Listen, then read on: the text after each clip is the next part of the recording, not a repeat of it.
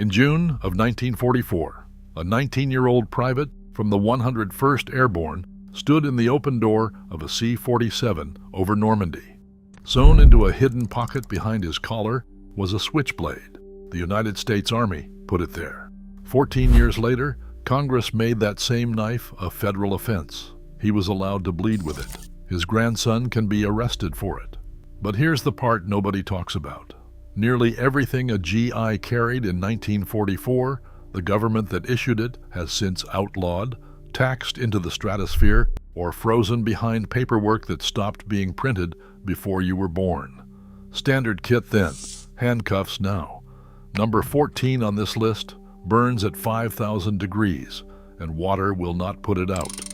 Number 3 was built by General Motors for $2.10 apiece, 1 million of them in 11 weeks, and today the paperwork matters more than the gun.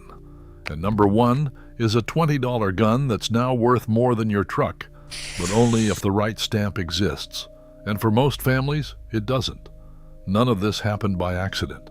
The National Firearms Act of 1934 slapped a $200 tax on these guns, the price of the gun itself. The Switchblade Act of 1958 came for the knives. And in 1986, on a disputed voice vote, Congress froze the machine gun registry forever. They didn't ban your grandfather's war. They priced it out of your reach. Before we start, hit subscribe, because this is the history the paperwork was designed to bury, and we dig it up every single week. Let's count down 25 weapons every World War II soldier carried that would get you arrested today. Number 25, the Thompson submachine gun. In 1939, the Army paid $209 apiece for them, more than a used car. By February 1944, the simplified M1A1 cost the government just $45, accessories and spare parts included. Sergeants carried them.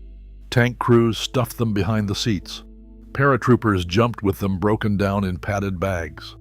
A .45 caliber Storm you could sling over one shoulder. Today, a Thompson without the right federal paperwork is a 10-year felony, and that paperwork stopped being issued in 1986. The registered ones that remain trade for $45,000 and up for a gun your grandfather was handed for free at 19. Read those two numbers again. $45 then. $45,000 now. That is not inflation. That is a locked door with a price tag on it. Number 24. The Mark I trench knife. Designed in 1918, and Landers, Frary, and Clark of New Britain, Connecticut, turned out 119,424 of them before the contracts were cut. The handle was cast bronze, molded into knuckles, with a spike raised on every bow.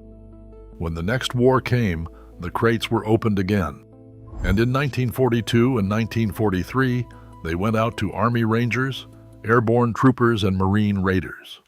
It was a knife, a knuckle duster, and a skull-cracking pommel in one piece of government property. Today, that same knife is outlawed in some form in 23 states. And in many of them, it isn't the blade that makes it criminal. It's the knuckles your grandfather wrapped his fingers through, a museum piece on your mantle, a criminal charge in your coat pocket. Number 23, the MK2 fragmentation grenade.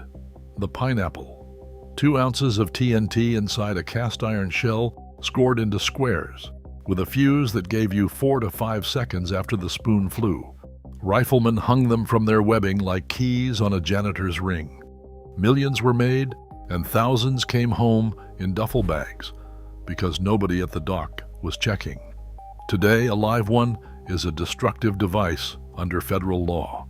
Possession without registration carries up to 10 years and a $10,000 fine, and the ATF is not accepting new registrations. Every few months, somewhere in America, a widow cleans out a closet, finds one wrapped in a 1945 newspaper, and a bomb squad closes the street. The Army handed them out like rations. Now the whole block gets evacuated. Number 22, the M2 Paratrooper Switchblade. That knife from the airplane door at the beginning. Adopted in December 1940 and built by the Schrade Cutlery Company of Walden, New York. It was a push-button automatic issued, so a trooper tangled in his own risers could get a blade open with one hand before the ground arrived. The M42 jump jacket had a dedicated pocket for it, up near the collar, where a hanging man could still reach. Then, in 1950, Congress passed the Federal Switchblade Act, and the mechanism that saved men over Normandy became contraband. To this day, federal law bans shipping switchblades across state lines, and a patchwork of state laws can still turn the knife in your pocket into a court date. The government issued it, then criminalized it, and never apologized for either. Number 21, brass knuckles. Never standard issue and carried anyway, which tells you everything about what infantry combat actually was. GIs bought them in pawn shops near training camps before shipping out. Others were poured in rear areas from melted aircraft aluminum and traded for cigarettes. Close fighting in a trench or a farmhouse hallway did not care about regulations. Today, roughly 20 states will charge you for a pair in your pocket, and in several of them, it's a felony, a harder charge than most knives and some handguns. Your great-grandfather could carry them through France with the army looking the other way. His great-grandson can catch a criminal record for the same 4 ounces of metal at a traffic stop. Number 20, the leather sap. Military police carried government-issue blackjacks, a lead weight sewn into stitched leather, and plenty of infantrymen acquired one on the way home. For 30 years afterward, it rode in glove boxes and coat pockets across working America, the quiet insurance of night shift men. Today, California Penal Code, Section 22,210, makes simply possessing one punishable by up to a year in county jail. Not using it, owning it. Roughly a dozen states ban them outright, New York and Michigan among them. Think about that. A man could police an occupied city with it in 1945, and the same object in his grandson's nightstand is now a jailable offense. Nobody repealed your grandfather's judgment. Legislatures just decided you couldn't be trusted with leather and lead. Number 19, the M50 Rising. The submachine gun the Marines took to Guadalcanal in 1942 because there weren't enough Thompsons to go around. It was lighter than the Thompson and more accurate on a clean range, and it fouled fast in jungle mud, which is why Guadalcanal veterans told stories of risings ending up at the bottom of rivers. But it was a select fire 45, and that's the only fact the law cares about. Today, every Riesing with its original trigger group is a National Firearms Act machine gun. No tax stamp, no mercy. 10 years.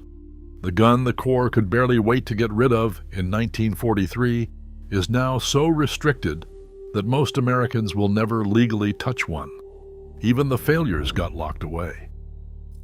Number 18, the Marine Raider Stiletto. The first knife in Marine Corps history designed by a Marine officer, Lieutenant Colonel Clifford H. Shuey, who copied the British Fairbairn Sykes fighting knife and adapted it for wartime materials. Camillus Cutlery made 14,370 of them in 1942 and 1943, and they went to the Raider battalions, men who paddled rubber boats onto Japanese-held islands in the dark. A double-edged blade with a needle point, built for one job polite society prefers not to name. And that double edge is exactly what dagger and dirk laws in state after state now prohibit carrying. The knife of Edson's Raiders, one of the most storied blades in American history, and in much of the country, you cannot legally walk to the mailbox with it. Number 17, the M3 fighting knife. Introduced in 1943 to replace the aging Mark I with a blackened blade so it wouldn't catch moonlight, and issued by the hundreds of thousands to soldiers who were never near a bayonet lug. It was the everyman's fighting knife, ground with a sharpened false edge along the spine for the thrust. That partial second edge is the problem now. In states that ban carrying daggers and double-edged knives, a sharpened false edge can drop a veteran's belt knife into the same legal bucket as a stiletto. Grandpa wore his on his hip from Normandy to the Elbe. You can inherit it. Depending on your state, you just can't take it anywhere. Number 16. The Garrote. OSS operatives and commandos trained with it in 1943. A length of wire between two wooden toggles, coiled flat in a pocket, weightless and silent. No unit ever listed it proudly on a property book, and the men who used one rarely discussed it at reunions. There is no federal Garrote statute, and it doesn't matter. Nearly every state has a concealed deadly weapon catch-all, and a wire with two handles in your jacket has exactly one explanation, and a prosecutor knows it. This may be the only weapon on this list that was whispered about even when it was legal. Some tools were built for a war nobody wanted to describe at the dinner table. The law never forgave them for it. Number 15. The M2 flamethrower. Nearly 70 pounds loaded, worn like the world's worst backpack by Marines walking up to Japanese bunkers on Iwo Jima. The men who carried it had a life expectancy measured in minutes once the enemy spotted the tanks. Now here is the strangest sentence in this entire countdown. There is no federal law about flamethrowers at all. They are not firearms. In 48 states you can buy one today like a lawnmower. But carry your grandfather's M2 into Maryland, and you are holding what that state classifies as a destructive device in the same statute as bombs and Molotov cocktails, a felony worth up to 25 years and $250,000. California demands a fire marshal permit first. One object, 50 rule books. Whether you're a collector or a felon depends on which side of a state line your truck is parked. Number 14. The white phosphorus grenade. Willie Pete, the one I promised you. When it burst, it threw burning phosphorus that reached temperatures around 5,000 degrees, and water would not reliably put it out. Starve a fragment of air, and it waits, then reignites. GIs used it to blind machine gun nests with smoke and to make bunkers uninhabitable, and every man who watched it work remembered it for the rest of his life. Doctors behind the lines treated wounds that kept burning. Today, a live WP grenade is a destructive device, full stop, and no sane person argues otherwise. But sit with this fact for a second.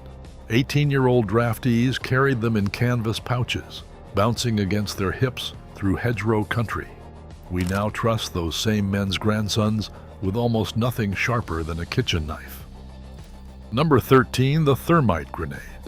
The ANM-14 burned at around 4,000 degrees, hot enough to weld an artillery breech shut or melt through an engine block, and that was its job.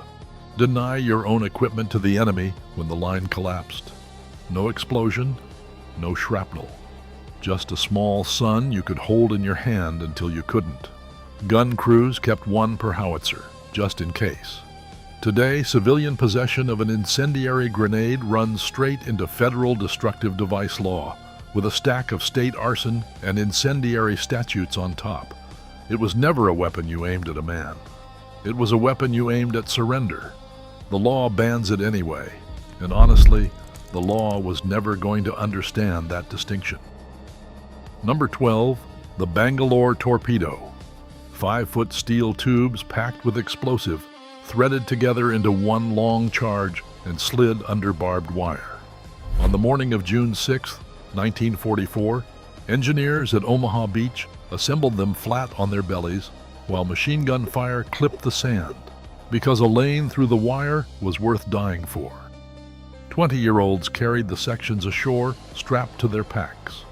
Today, possessing that much unlicensed high explosive is a federal felony before you even screw two sections together, governed by the same explosives laws that license quarries and demolition firms. The men who used them got Bronze Stars. Turn up with one today, even a suspect empty tube, and you'll meet the ATF by dinner time. Some souvenirs were never coming home legally, plenty came home anyway. Number 11. TNT demolition blocks. Half-pound blocks, waxy and dense, stable enough that engineers would shoot a rifle round into one as a party trick for nervous recruits. They dropped bridges with them, cratered roads, and after the war, surplus explosive quietly cleared stumps across rural America. Here's what's been forgotten. For decades, a farmer could buy dynamite at the hardware store with a signature. The Organized Crime Control Act of 1970 ended that era, and federal explosives licensing has tightened in every decade since. Today, an unlicensed half-pound block in your barn is a federal case. Your great-grandfather's generation treated high explosive as a farm tool, used it carefully, and blew up exactly nothing they didn't intend to. Washington looked at that record and concluded the problem was the farmer. Number 10. The M2 60mm mortar, a 42-pound package of tube, bipod, and baseplate that gave a rifle company its own private artillery, reaching out well past 1,000 yards. Crews carried it in pieces, cursing every pound of it up every hill in Italy. It asked for no truck, no battery, no permission. Today, the tube itself is a destructive device requiring federal registration and a $200 tax, and every single live shell is a separate destructive device with its own registration and its own 10-year exposure. One mortar and a crate of a dozen rounds is, on paper, 13 federal felonies waiting to be counted. The math alone is the deterrent. The math was the design. Number 9. The bazooka. The M9A1 fired a 2.36-inch rocket with a shaped charge that let one kneeling man kill a machine costing 10,000 times his monthly pay. It was cheap, it was everywhere, and the Germans were impressed enough to copy the idea at twice the size. GI soldiers treated the launcher like a piece of pipe because that's roughly what it was. That pipe is now a registered destructive device, and each live rocket is another one, with 10 years apiece for anything without papers. A veteran could bring the tube home as a trophy and hang it over the fireplace for 40 years. His heirs have now inherited a legal problem shaped like a stovepipe. Plenty are still hanging over fireplaces. Nobody's asking questions out loud. Number 8. The M7 grenade launcher, a steel attachment that clamped onto the muzzle of an M1 Garand and used a special blank cartridge to throw a grenade a couple hundred yards, turning every rifleman into light artillery on demand. It weighed about a pound. It lived in a pouch and asked for nothing. The launcher alone is just shaped steel, but the grenades it threw are destructive devices today, unregisterable and flatly off the table for civilians, which leaves collectors in a strange spot. The delivery system is a paperweight, and everything it was built to deliver is a decade in prison. A weapon system dismantled not by rust, but by statute, one half at a time. Number 7. The Browning automatic rifle. John Browning designed it in 1918, and by 1944, every 12-man rifle squad was built around one. Nearly 20 pounds of walking fire that could chew through a hedgerow. The BAR man was chosen for his shoulders and his nerve, and the job had a way of turning privates into legends or casualties. It is, of course, a machine gun under the National Firearms Act, taxed and registered since 1934, back when Clyde Barrow was stealing his from National Guard armories because no store would sell him one. The transferable BAR rifles left today cost as much as a new car, and the supply has been frozen since 1986. The rifle that anchored the American squad is now a rich man's safe queen. Your grandfather just called it Tuesday. Number 6. The OSS Stinger. A single-shot .22 built into a tube about the size of a fountain pen, made to be palmed, fired once, and thrown away. Agents behind enemy lines carried them because a search that found no pistol usually stopped looking. It's about the least powerful firearm America ever fielded, and today it sits in one of the strangest corners of federal law. As a disguised firearm, it falls under the any other weapon category of the National Firearms Act. Registered, it transfers with a $5 tax. Unregistered, it's the same 10-year felony as a machine gun. $5 or 10 years, and the only difference between them is a page of paperwork filed before you were born. Magic paper, as one viewer here once put it. Number 5. The Sedgley Glove Pistol. A single-shot .38 caliber riveted to the back of a leather work glove made by R.F. Sedgley of Philadelphia for the United States Navy. You made a fist and punched, and a plunger pressed against the target fired the round. It was built for sentry removal in the Pacific, issued in small numbers, and it is exactly as strange as it sounds. Today it's a disguised firearm and any other weapon under the National Firearms Act, with several states piling their own disguised weapon felonies on top. There is no version of explaining one to a modern police officer that goes well. The Navy considered it a sensible piece of equipment. The Navy, it must be said, was having a very different year. Number 4. The High Standard HDM.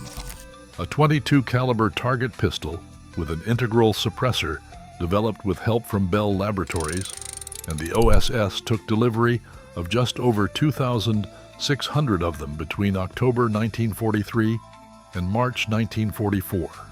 The report was reduced to roughly the volume of a cough. It was the quiet gun of the quiet war, carried by agents whose files stayed sealed for decades, and an estimated 400 are believed to still sit in CIA and Defense Department armories today, which tells you the government never stopped finding uses for it. For you, the suppressor is the crime. National Firearms Act item, $200 tax stamp, fingerprints, a weight, and 10 years if you skip any of it. The state kept theirs in a drawer for 80 years. Yours needs a federal file. Different rules, same country. Number 3, the FP-45 Liberator, the $2 gun. In the summer of 1942, 300 workers at the guide lamp plant in Anderson, Indiana, stamped out 1 million of these single-shot .45 pistols in about 11 weeks at $2.10 apiece. The plan was to drop them over occupied Europe and Asia so a farmer could remove one occupier and take his rifle. It had a smooth bore barrel, and that detail is everything, because under the National Firearms Act, a smooth bore handgun is legally not a pistol at all. It's an any other weapon, the same category as the spy gear 2 numbers ago. The only reason surviving Liberators sit openly in collections is a curio and relic classification. A government paper granting permission to own a gun the government once printed like pamphlets. $2 of steel, wrapped in 70 years of law. Number 2, the M1 carbine. The most produced American small arm of the entire war, more than 6 million made, and not just by gun makers. IBM built them. Underwood, the typewriter company, built them. Rock-Ola, the jukebox company, built them. 5 pounds, soft recoil, handed to cooks, clerks, officers, paratroopers, everyone. If your family has one bring back in the closet, odds are it's this. And here is the payoff, I promised you. In New Jersey, the M1 carbine is banned by name, listed on the state's assault firearms roster. Possession is a third-degree crime, 3 to 5 years in prison, and up to $15,000 in fines. Not full auto, not a destructive device, a 1944 jukebox factory carbine.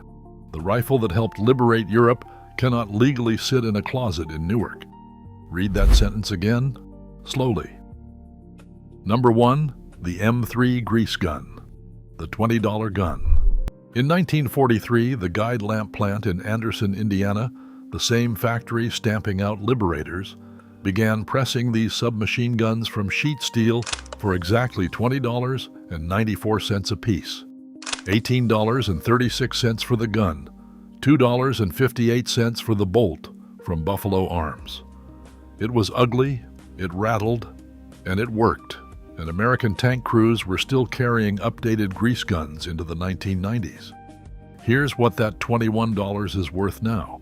The machine gun registry froze in 1986, so a legally transferable grease gun trades for more than a new pickup truck, but only the registered ones. And most bringbacks never got papers because the amnesty windows were short and quietly announced. Families have walked a grandfather's grease gun into a police station to ask an honest question and watched it leave for the smelter. Whole attics of American history have been traded away for $25 gift cards. Stay with me 30 more seconds and then go check your attic. Tell me in the comments, what came home in your family's duffel bag? Who carried it? And did he ever say a word about it? And tell me what you think of a government that handed a 19-year-old a Thompson, a grenade, and a switchblade, then spent 80 years deciding his grandchildren can't be trusted with any of them. That knowledge did not die. It just went quiet. It's time to start listening again.